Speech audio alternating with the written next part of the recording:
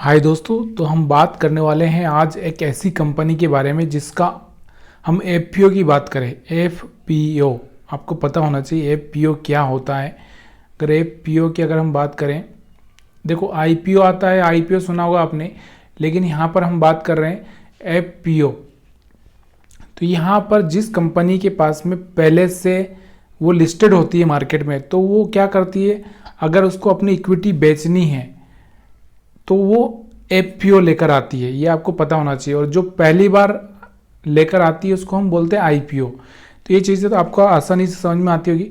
तो हम बात करने वाले हैं, देखिए यहाँ पर वोडाफोन आइडिया के बारे में, क्योंकि सबसे बड़ा यहाँ पर पेज कौन सा आकर फंसा हुआ है, सरकार का। क्योंकि ऑलरेडी इसने अपनी 22% से ज़्यादा की हिस्सेदारी सरकार के पास में गिरवी रख चुकी है।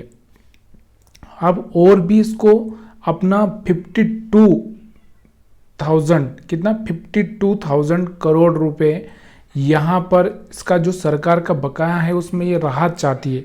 अगर सरकार की राहत नहीं मिलती है तो जो ये शेयर्स, अगर हम बात करें आज कितना चल रहा है, यहाँ पर आपको देखने को मिल रहा है वो 7 रुपये 30 पैसे या 33 पैसे के आसपास चल रहा है। 4% के आसपास आज भी यहाँ पर गिरता हुआ आपको देखने को मिल रहा है। तो ये इसी खबर के चलते गिरने को देखने को मिल रहा है। और अगर सरकार की तरफ से ये हेल्प नहीं हुई तो इसका और भी डाउन देखने को मिल सकता है। मतलब अगर हम बात करें तो अभी तक जो इसका जो लोएस्ट रिकॉर्ड था, अगर हम बात करें साल का, तो यहाँ पर अगर आप देखोगे तो 6 रुपये के आसपास दिखा रहा है।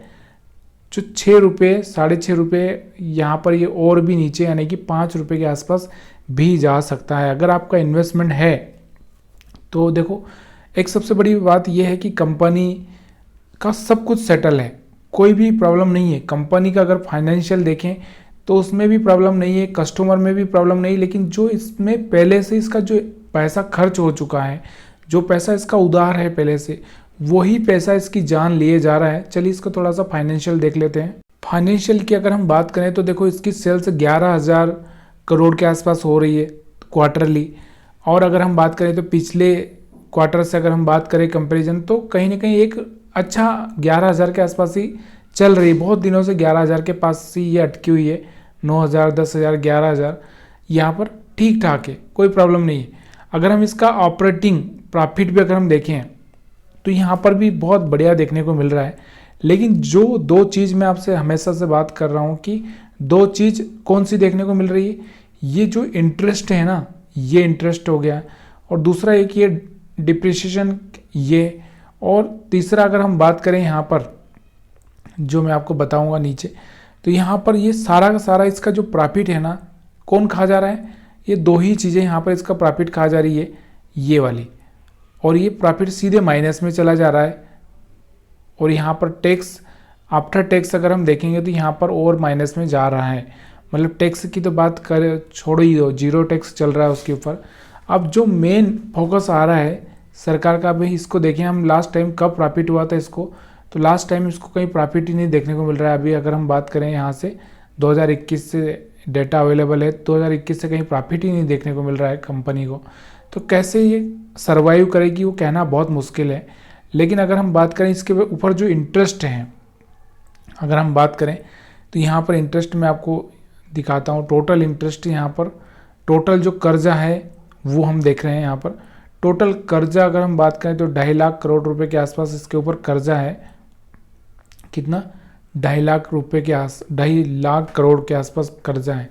और इतना कर्जा इसके लिए देना बहुत मुश्किल है। सरकार इसको थोड़ी बहुत राहत भी दे दे तो कोई फर्क पड़ने वाला नहीं है।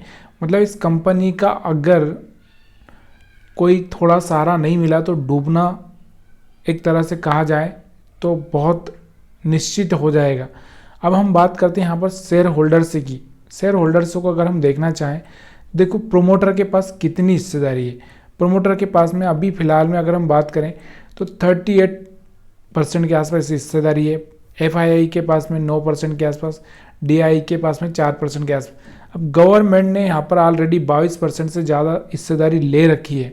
अब और भी अगर इसका जो भी मतलब AGR हम जो बात करते हैं, इसका जो भी पैसा गवर्नमेंट का इस पर बकाया है, अगर गवर्नमेंट उसको कन्वर्ट करती है इक्विटी में, इक्विटी मतलब शेयर्स में, शेयर्स अगर वो रख भी लेती है तो गवर्नमेंट को कोई फ़ायदा होने वाला नहीं, क्योंकि कंपनी अगर ग्रोथ करती है तो फ़ायदा होता है। अगर कंपनी ग्रोथ ही नहीं कर रही तो सरकार को भी क्या फ़ायदा होगा, सरकार तो और सरकार का जो पैसा है वो और डूबने ही वाला है।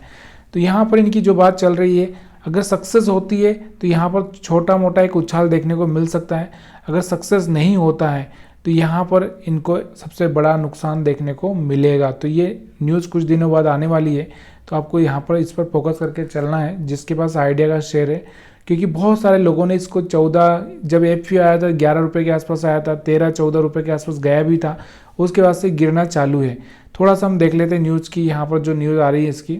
तो यहाँ पर वोडाफोन आइडिया एक बार फिर मुश्किलों में है, केंद्र सरकार से मदद इन्होंने मांगी है। इनका जो भी CEO होगा, जो भी इनका मैनेजिंग डायरेक्टर होगा, उन्होंने यहाँ पर क्या मदद मांगी है। और मदद क्या, टेलीकॉम सेक्टर की अगर हम बात करें तो यहाँ पर 3 कंपनियों का नाम चलता है। अगर आपने भी देखा होगा तो रिलायंस जियो, भारती एयरटेल और वोडाफोन आइडिया। जब से रिलायंस जियो आया है तब से सबसे ज़्यादा बैंड बजी है वोडाफोन आइडिया की, क्योंकि वोडाफोन आइडिया जब से ही चली गई है बिल्कुल रसाताल में। अगर हम बात करें तो यहाँ पर 3 ही कंपनियाँ मार्केट में है, और 3 ही कंपनियों में से अगर वोडाफोन आइडिया चली गई, हाँ हालांकि BSNL भी है, धीरे धीरे आ रही है वो भी, लेकिन अभी BSNL का इतना बड़ा वो नहीं है मार्केट जितना रिलायंस का, भारती एयरटेल का है और वोडाफोन आइडिया का है। वोडाफोन आइडिया के पास में सारा का सारा स्टेबल है मार्केट, लेकिन पैसा सिर्फ कर्ज का है, और कर्ज इतनी आसानी से चुकेगा नहीं, क्योंकि इनका जितना प्रॉफिट नहीं होता है उतना तो इनका इंटरेस्ट में चला जाता है। अब करे तो क्या करे, कौन इसमें इन्वेस्टमेंट करे, और किसका पैसा किसको डुबाना है अपना पैसा। सरकार के मानने पर 52,000 करोड़ रुपए तक की मिल सकती है राहत। अगर मानती है सरकार तो राहत मिलेगी, अगर नहीं मानी तो फिर मुश्किल हो जाएगी।